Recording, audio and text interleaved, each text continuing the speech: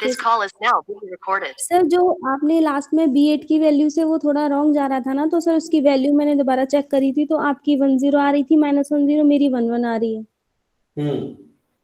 तो सर वो जो आपने वो वाला स्टेप बताया था कि स्टॉपिंग क्राइटेरिया और नंबर ऑफ आइटरेशन वाला, सर वो मुझे एक बार बता दीजिए बस, कि जैसे हमने B8 तक वैल्यू निकाल ली, देन उसके बाद बता देंगे इसको भी कंप्लीट कर लेंगे।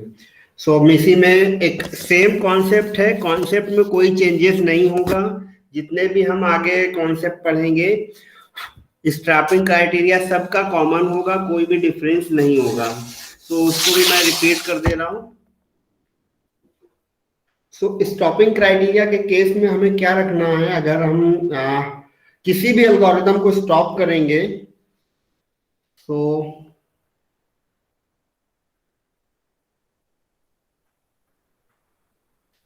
स्टॉपिंग के केस में दो केसेस होते हैं। फर्स्ट वन लेते हैं इसको, नंबर ऑफ इटरेशंस।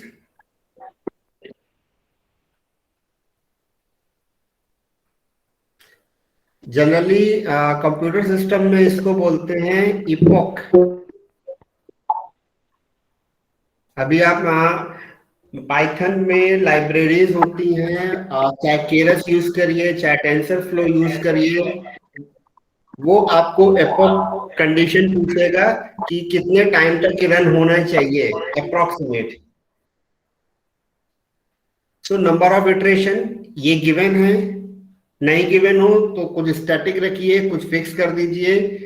ठीक है, फर्स्ट कंडीशन ये तो रहेगी ही आपके पास। मैथमेटिकली हमें स्टॉपिंग करना है, कंप्यूटेशनली हमें आंसर चाहिए होता है, तो स्टॉप करने के लिए दोनों ही की रिक्वायरमेंट है। सेकेंडरी केस है, सेकेंड केस होता है कन्वर्ज, इसीलिए इसको बोलते हैं convergence, perceptron convergence algorithm. Converge meanings यहाँ पर है कि हमारे पास जो, मान लीजिए एज्यूम करते हैं W n+1 करंट वैल्यू है, और अगर आपका Wn आपके पास ये आपके ये आपकी न्यू वैल्यू है और ये आपके प्रीवियस वैल्यू है, अगर ये दोनों सेम होंगे तो हम यहाँ पे स्टॉप करेंगे। ठीक है, तो अब यहाँ पे इंपॉर्टेंट टर्म क्या है, मैथमेटिकली जब आप पेपर पे सॉल्व करें तो इस पे इंपॉर्टेंस दें। ठीक है, या फिर इटरेशन आपको गिवन होगा। कंप्यूटर सिस्टम में जब आप एल्गोरिथम रन करते हो, वहां पे आपको एपॉक टाइम पूछा जाता है। एपॉक टाइम मान लीजिए हमने 5 दिया, तो 5 का मतलब हो गया ये 5 टाइम इटरेट करेगा, और ये आपके पास रोज मान लीजिए किसी डेटा सेट में 100 है, तो 1 टाइम इटरेशन के लिए वो 100 रोज को रन करेगा और 100 टाइम को वेट्स एंड बायस को अपडेट करेगा। सेकेंड अपडेट करेगा, थर्ड अपडेट करेगा, और साथ में हम एक ही कंडीशन इसको भी रख देते हैं, whenever the last value and the previous value and the current values are same then stop that. तो ये भी रन करेगा, पैरेलली ये भी चेक करेगा हर एक इटरेशन पे, जहां पे ये सेम हो जाएगा तो स्टॉप कर देगा। ये बेसिक स्टॉपिंग क्राइटेरिया होता है न्यूरल नेटवर्क में। कहीं पे भी आप न्यूरल नेटवर्क अप्लाई करिए, इसी स्टॉपिंग क्राइटेरिया को यूज किया जाता है।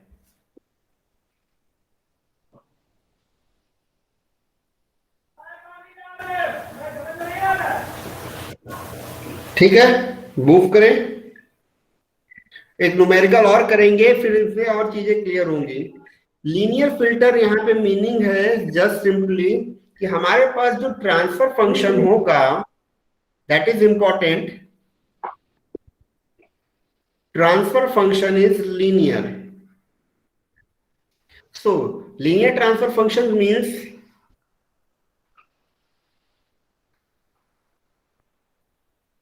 this is +1 and this is -1 and this value is ये आपके पास लीनियरली जनरेट होगा। ठीक है, तो ये आपका लीनियर ट्रांसफर फंक्शन होगा। मींस यहाँ पे हमारे पास नेट वैल्यू या n is omega transpose of x + b, it is given okay, so f of net equals to a, यही होगा। तो जो वैल्यूज हम इस पे देंगे वही वैल्यूज आपके पास मिलेगी, same as it is value आएगी, इसलिए हम यहाँ पे इसको लीनियर फिल्टर्स बोलते हैं। ठीक है, बिफोर लीनियर फंक्शंस अप्लाई किए बिना हमारे पास इस कॉन्सेप्ट के अंदर एक इंपॉर्टेंट एल्गोरिदम होगी, that is called as Widrow Hoff rule.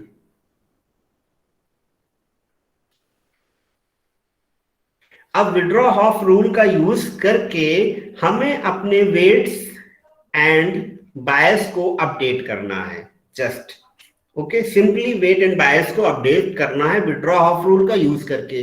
Okay, so Widrow Hoff rule में एक तो ये हो गया linear function, secondary things apply करेंगे, वो इंपॉर्टेंट है, that is called as mean square error. इस कॉन्सेप्ट को यहां पे यूज करेंगे। अब एरर क्यों ले रहे हैं? Because of we have using supervised algorithm. Supervised says we have to calculate error in terms of target minus actual, और ये हर बार रिपीट होगा, हर बार इसकी वैल्यू में चेंज करनी पड़ेगी। तो इतना हमने ट्रांसफर फंक्शन चेंज किया, ये हमें पता है कैसे निकालना है, एल्गोरिदम एज इट इज है, एक नया कॉन्सेप्ट इंक्लूड हो जाएगा, that is called as mean square error. Okay, so in linear filter we have to discussed linear transfer function, error term, then mean square, and last is called as withdraw of rule or LMS, least mean square algorithm. So initially it is the last part, we have discussed the first transfer functions and linearly and how to apply transfer function in a particular neural network, then mean square error, then withdraw of rule. So we start with linear filters or linear networks. Just a simple definition, it is similar to perceptron, but the difference is here, our transfer function is linear, in that case linear filters rather than hard limiting. Hard limiting is given is here, if n is less than 0, n is greater than equals to 0, then the value is in case of 0 and here 1. So that is called as linear filter. I think spelling is AR, linear filters. Okay, so important term is here, both perceptron and linears are similar, but the difference is a transfer function. In perceptron we are using hard limit functions, this one, and in linear filter we are using pure limit, I think pure linear functions. Okay, so it is equivalent to n, this similar structure.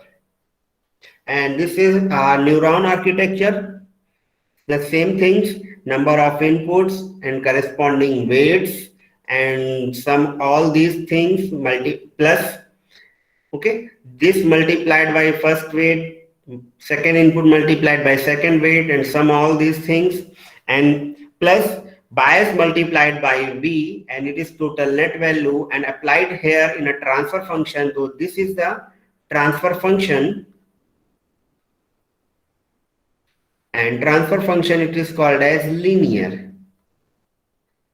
This is pure lean, it is a MATLAB command for applying a linear functions. Okay, so this is architecture are similar to perceptron, except that this one, linear transfer function. An important thing, and it is also, linear filter is also solve for linearly separable problems. Means a problem like that, we have a red dot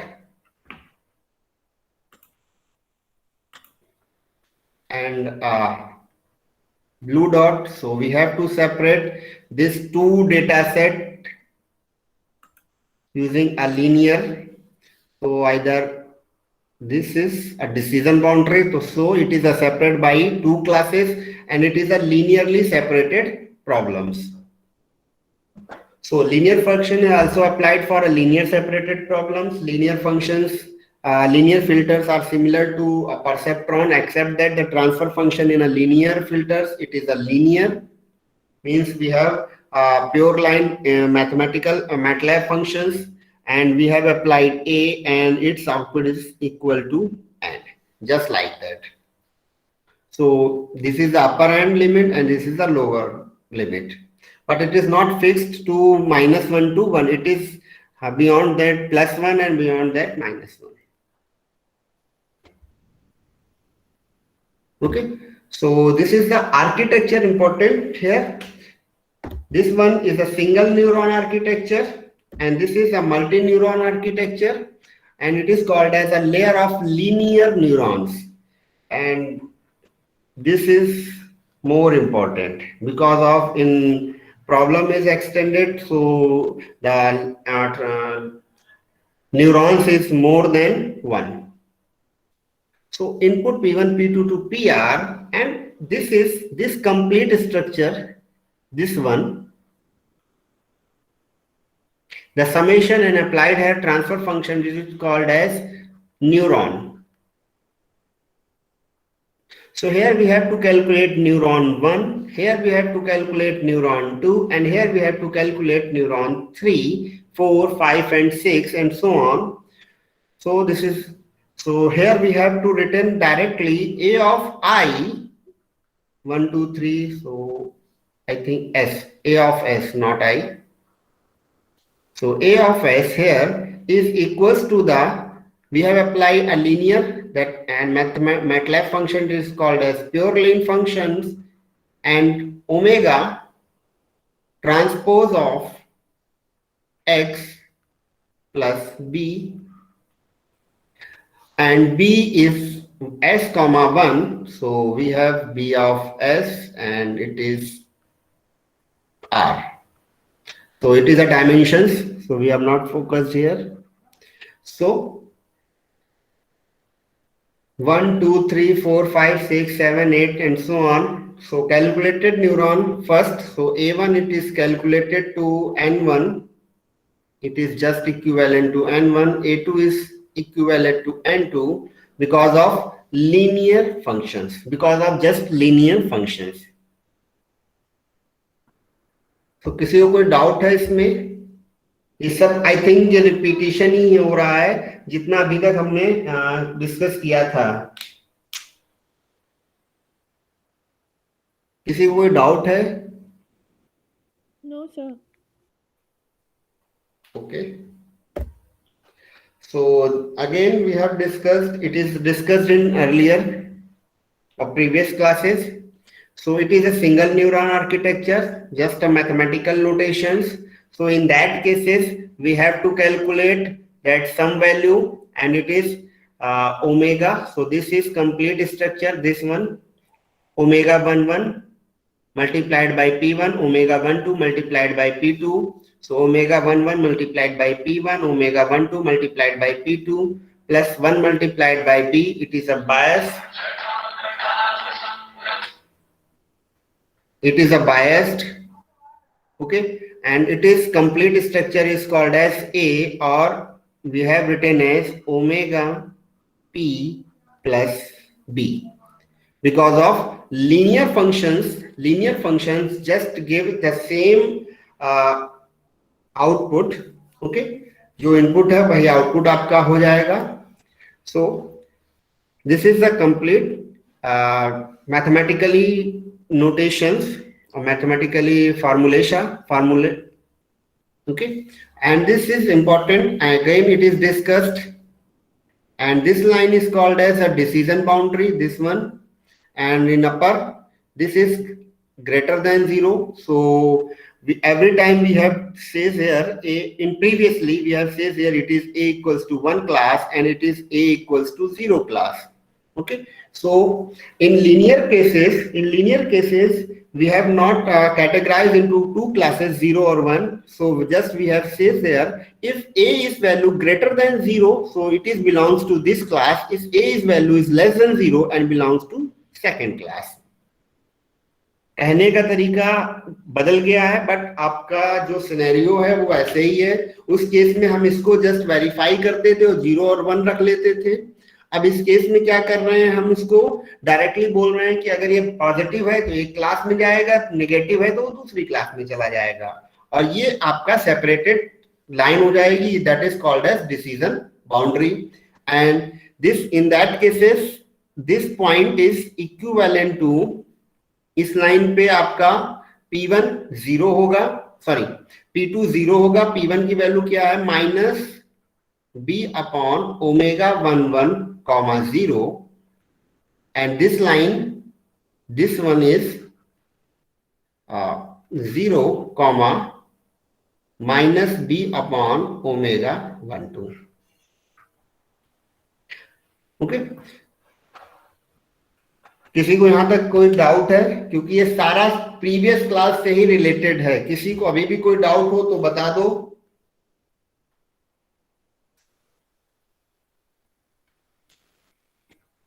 no sir.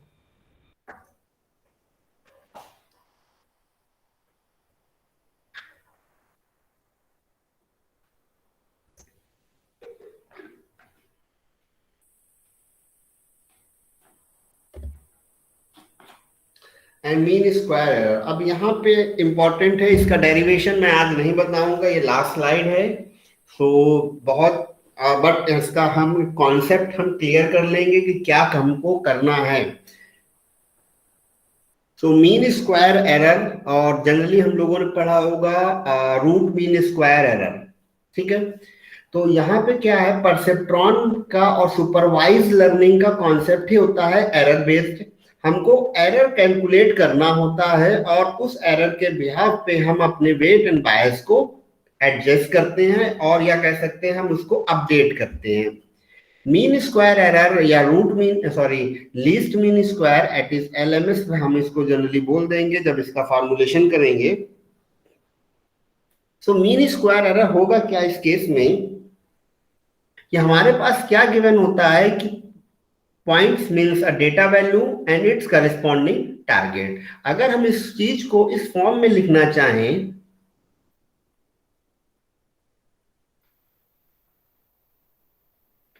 So it is x1 x2 दो data point हैं, और P1 पहली रो है, P2 पहली रो है, and so on बढ़ते चले जा रहे हैं. इसमें कुछ वैल्यूज गिवन है, एंड यहाँ पे टारगेट है T, so it is a T1 and T2.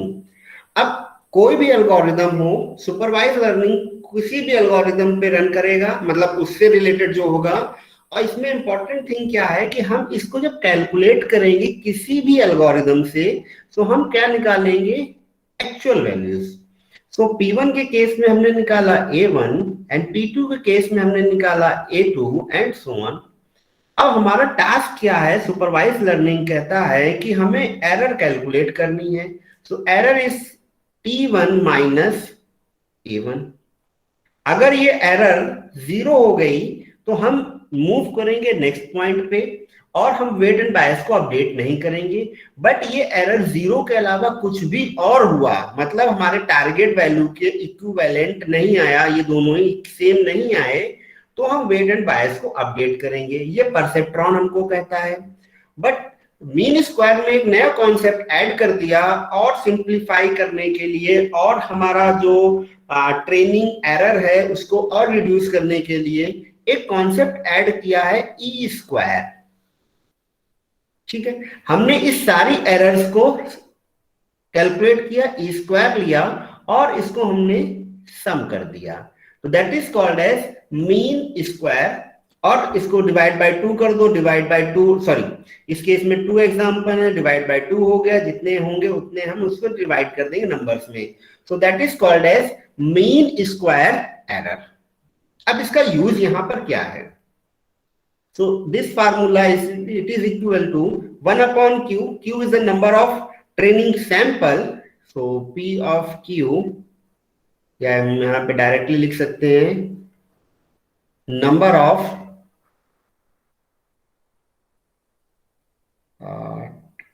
Training samples लिख लेते हैं या सैंपल साइज लिख लेते हैं, ओके। एंड के one one just 1 2 3 4 5 and so on, इस तरीके से कुछ भी आप रख लीजिए। एंड स्मॉल ई क्या है, एरर है, और इसमें स्क्वायर किया तो इसका भी हमें स्क्वायर करेंगे। तो इसका एडवांटेज एक हमको ये मिलेगा कि हमारे पास जितनी भी एरर होंगी वो 0 होंगी या पॉजिटिव होंगी। नेगेटिव एरर हमें नहीं मिलेगी बिकॉज ऑफ स्क्वायर। इसका हमने स्क्वायर लिया t माइनस के, target minus actual and square. This is called as mean square error. Errors के स्क्वायर किया और सम किया, ये हमारे पास मिल गया मीन स्क्वायर एरर।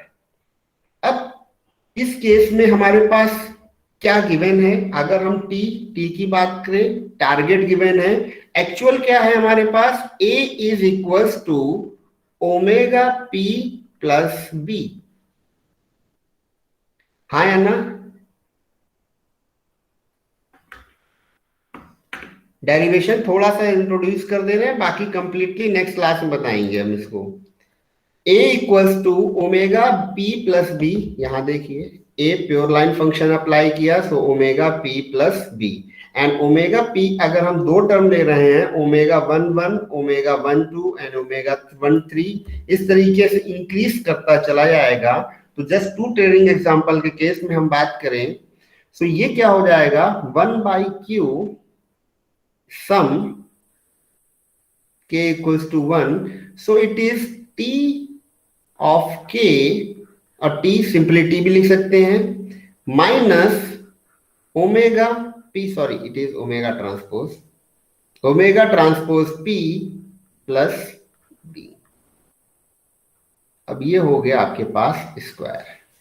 तो इस तरीके से हम इसको सॉल्व करेंगे, और इस इक्वेशन को सॉल्व करेंगे लीस्ट मीन स्क्वायर एरर में। हम लीस्ट मीन स्क्वायर एरर का कॉन्सेप्ट को यहाँ पे अप्लाई करेंगे। तो डेरिवेशन में आपने 2 कॉन्सेप्ट पढ़े होंगे नॉर्म के या कैलकुलस में, बता सकता है कोई, क्योंकि मैं अब आगे नहीं करूंगा, नहीं बताऊंगा।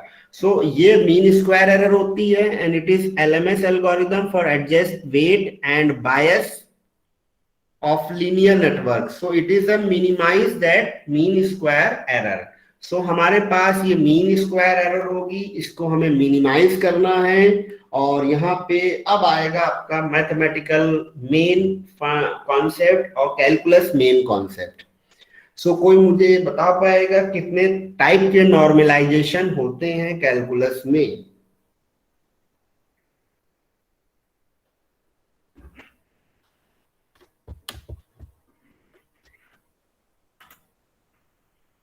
बताइए। 5 होते हैं। 5 कौन कौन से होते हैं? 1NF 2NF 3NF BCNF बेटा कौन